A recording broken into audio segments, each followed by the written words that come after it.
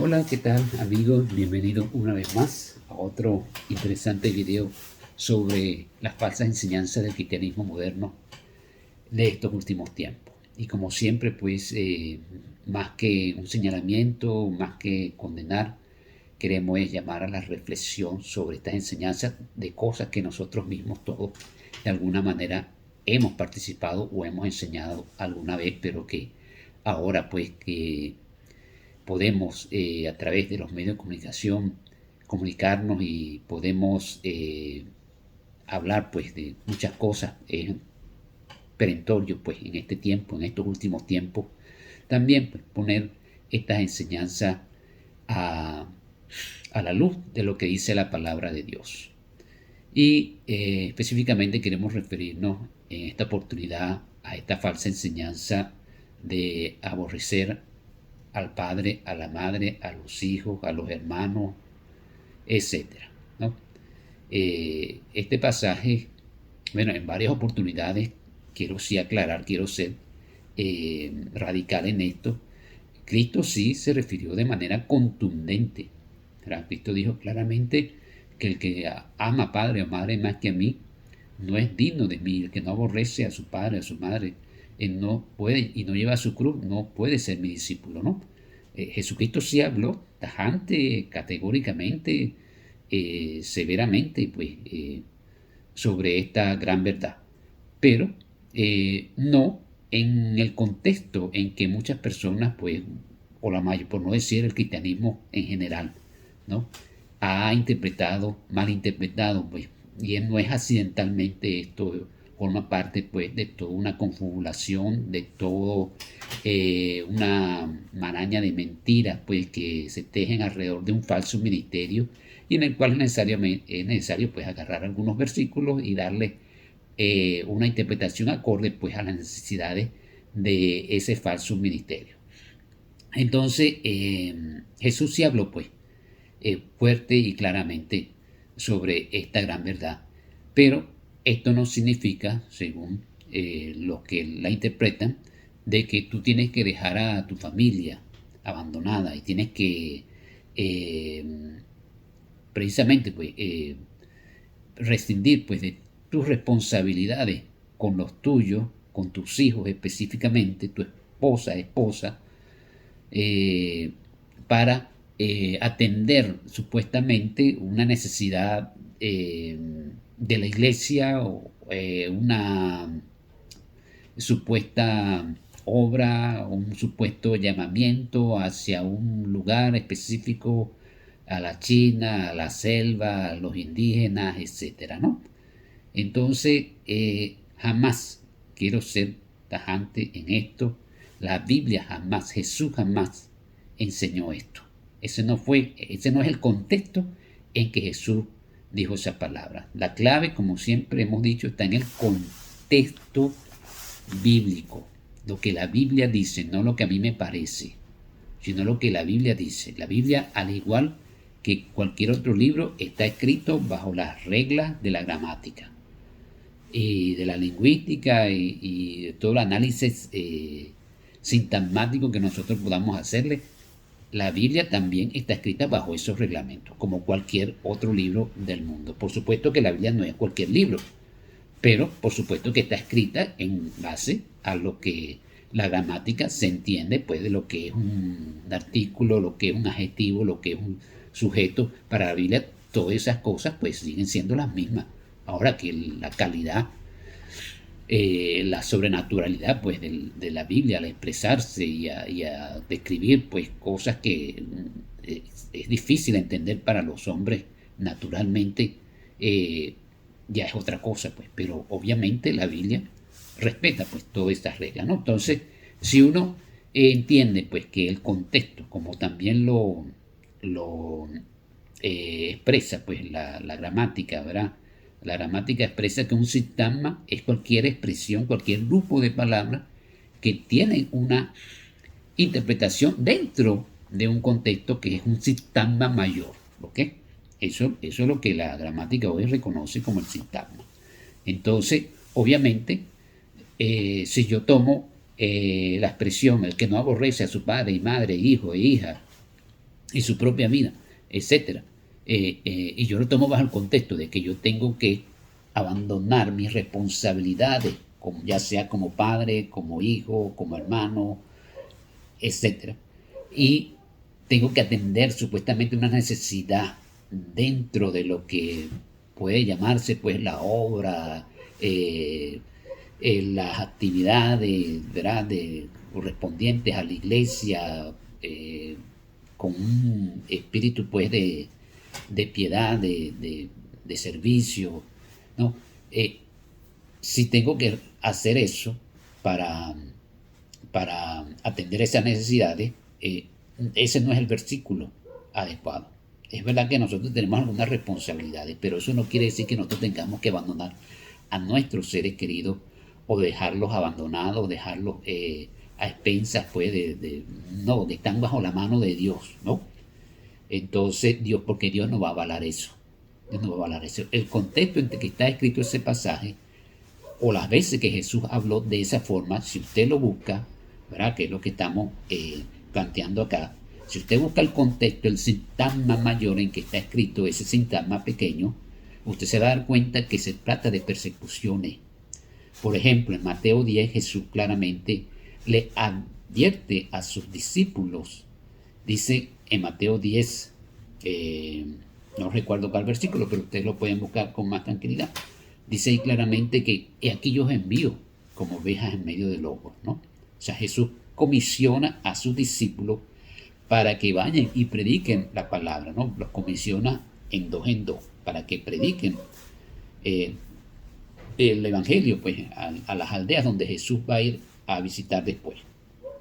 Entonces, Jesús les advierte claramente que van a encontrar oposición. Y aquí yo os envío como ovejas en medio de lobos. Cuidado de los hombres, dice. Cuídense de los hombres. Porque os llevarán a los concilios y en sus sinagogas os azotarán. Dice, imagínense, ¿no? Hablando de los religiosos, por cierto, ¿no? Pero más abajo dice también, ¿verdad? Y aún a los reyes, ¿verdad?, seréis llevados por causa de mi nombre.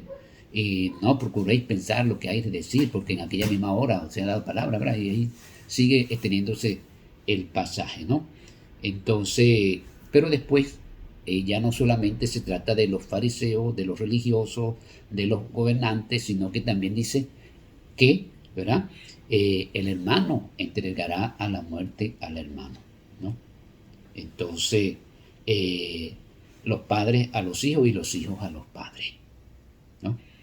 Y los enemigos del hombre serán los de su propia casa. No temáis a los que matan el cuerpo y al alma no puedan hacer nada. Temed a aquel que no solamente puede matar el cuerpo, sino también echar el alma al infierno. El que me confiese delante de los hombres, yo le confesaré también delante de mi Padre. El que me negare delante de los hombres, yo también le negaré delante de mi Padre. Entonces, ese es el contexto. Después allí es donde viene el pasaje. Y el que no ama, dice, finaliza pues allí ese contexto, todo ese contexto cuando dice, yo no he venido a traer paz a esta tierra, sino espada para luchar. Entonces no penséis que he venido a traer paz. Claro, Jesús por otra parte dice, mi paz os dejo, mi paz os doy, no como el mundo la da. Jesús no vino a traer una paz mundial, cuidado. Jesús vino a poner a disensión, dice, yo no he venido a traer paz a esta tierra, más bien he venido a poner en disensión al hombre contra su padre, a la hija contra su madre, a la nuera contra su suegra, etc. Y los enemigos del hombre serán los de su propia casa. Y ahí es donde viene el pasaje, el cuestionado pasaje, el que ama a padre o madre más que a mí, no puede ser mi discípulo. El que no aborrece a su padre y a su madre, son referencias claramente a la persecución que es inherente, pues cuando una persona acepta a Jesucristo, ¿verdad?, hay un cambio en su vida, hay otros valores que tú tienes en ese momento porque tienes ahora el Espíritu Santo, y entonces hay cosas que ya tú no puedes permitirte, ni permitir que los demás hagan contigo. Entonces ahí viene entonces un cambio que va a repercutir en un rechazo de parte de las personas que te rodean, especialmente la familia, particularmente la familia, los que tienes alrededor. A eso se refiere Jamás Jesús quiso decir que para ir a evangelizar o ejercer pues nuestra responsabilidad como cristianos dentro de la iglesia, yo tengo que ser un irresponsable con mi familia. Tengo que abandonarlo y tengo que dejarlo porque tengo que ir a la iglesia a una actividad superfluas, tontas, de esas actividades que hacen cursis en las iglesias, ¿no? Donde lo que menos se hace es predicar la palabra, porque la Biblia dice claramente que en el templo y por las casas no cesaban de predicar a Jesucristo. No, es que hay que hacer una actividad para que la gente se sienta agradada, para que venga mucha gente y tengamos el templo lleno y se vea que hay gente bueno, y el pastor de la iglesia pueda regodearse con los otros pastores rivales para decir que, bueno, que sí, tiene una iglesia creciente y pujante. Para eso es que son las actividades y para eso se necesita un grupo de esclavos que tienen que estar que adornando la iglesia, que haciendo esto, que haciendo un trabajo de logística y todas esas cosas para algo tan superfluo y fatuo como son esas reuniones para aparentar a lo que no se es, ¿no? Entonces, jamás podemos tomar ese versículo como una justificación de todo ese activismo fatuo, inútil, fútil, que no trae para nada ningún resultado, sino cansancio, agotamiento y todo una situación, un escenario completamente distinto al que la Biblia describe cuando una persona acepta a Cristo. Cree tú y serás salvo y tu casa. ¿Qué viene como consecuencia de ese abandono, de esa desidia, de esa supuesta responsabilidad hacia la iglesia en abandono de las responsabilidades del hogar? ¿Qué viene como consecuencia? Bueno, que tus hijos no quieren saber nada de Dios. Tu esposo jamás o tu esposa jamás se van a convertir. No, están bajos por la promesa. Y tú puedes ver en las iglesias personas que tienen 50 años en una iglesia. Criaron a sus hijos cuando eran cristianos. Sus hijos nacieron dentro de un hogar cristiano supuestamente, pero los hijos no quieren saber nada de Dios. Y son diáconos y son hasta pastores. Ese es el escenario que tenemos, contrariamente a lo que la Biblia describe de lo que ha de manifestarse, de lo que ha de verse. Por eso es que la Biblia dice que por su fruto lo conoceréis, ¿no? Completamente contrario a ese fruto que debiera manifestarse, que es lo que enseña la palabra de Dios. Cree tú y serás salvo tú y toda tu casa, ¿verdad?